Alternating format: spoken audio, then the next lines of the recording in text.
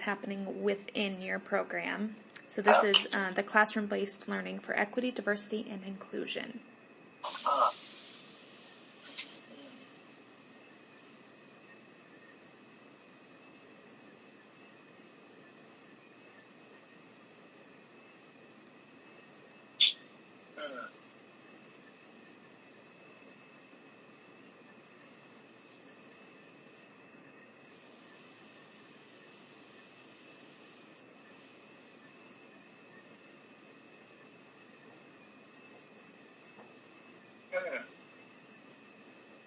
You know, we're actually,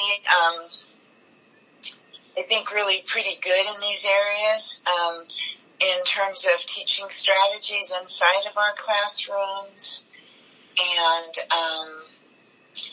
I think that our readings and discussions and assignments are all pretty, we're really between proficient and exemplary in this area.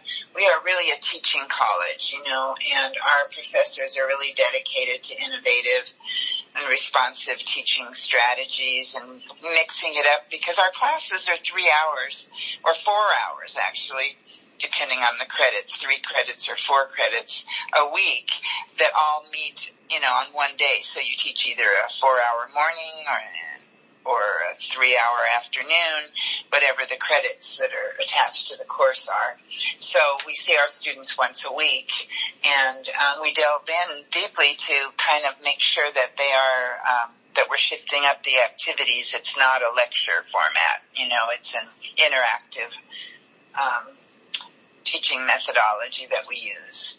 I was going to say an example is several of my colleagues, including myself, we do bring in diverse groups, individuals and groups, to share their perspectives with our students, and that's a pretty regular thing that we do, panels and speakers, and we collaborate with the QRC, Queer Resource Center, we collaborate with Multicultural Resource Center, with Native American Studies, and we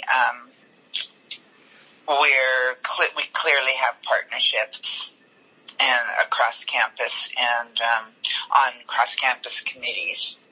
And so all those factors influence our teaching pedagogy. So I would say we are pretty close to exemplary, but right between. Okay. This next one is looking at the field placements for student teaching.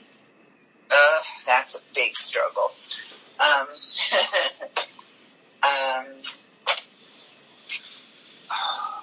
We have, so we need everything in the proficient practice. So I'm going to read the exemplary now. Okay.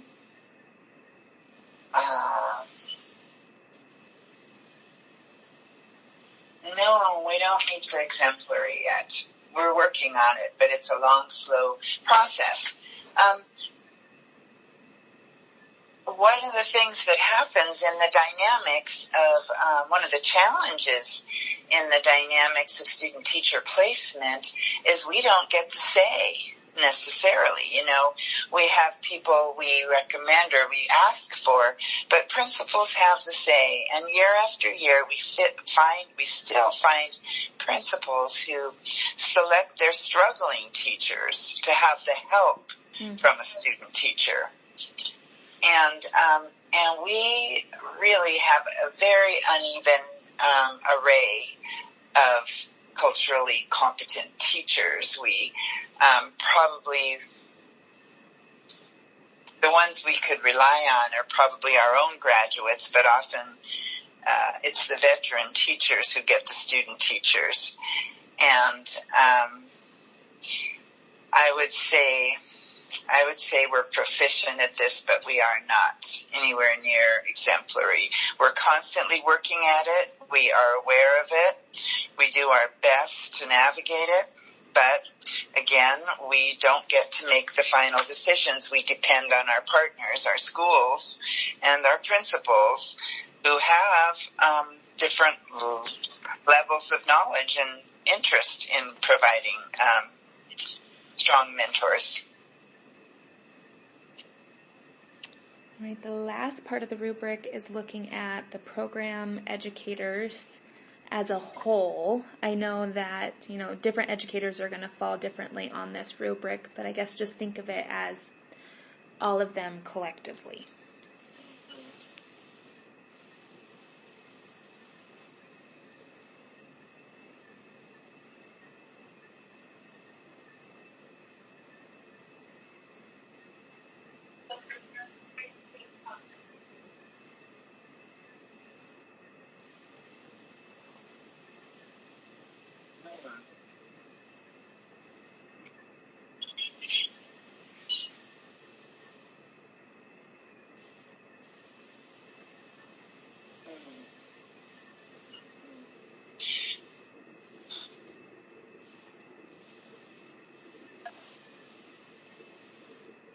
You know what, I think that overall we are proficient, not exemplary, but proficient. Okay. Is there anything else you would like to add about the rubric or any of the discussions we had? No, this is a really good rubric. I'd really like to use this with my faculty and see how they would rate us. Yeah, wouldn't that be interesting to see? I always feel like when you do self-reflection like this, you really see areas that you could grow. Yes. Yeah. Absolutely. And plus it makes growing kind of a standard to achieve, kind of an expectation. And although we have all kinds of ways to assess our professors, their personal biases is probably not one of them in our forms and, and the rubrics we use to evaluate the faculty. That's getting a little too personal. And, of course, there is that academic piece of academic freedom, that professors are quite aligned with, and so they don't like, they would not respond well to too much inquiry around those topics. But doing something like this where they see it in a rubric, I think could be really helpful and beneficial for all of us. Yeah, I would be happy to share it. Looking through it right in front of me, I printed it. I see, some of the errors I need to go back. I don't know how many times I've read this darn thing. And I know. It's just impossible for our brains to see every detail. Yeah. So maybe when I get it cleaned up a little bit, I'd be happy to share it. I'd love you to share it with me. Thank you so much. Yeah. All right. Are we done, my dear? Because I know our time is up. Yep. We're right at an hour. So okay. I appreciate it. So my plan from here is I have our recording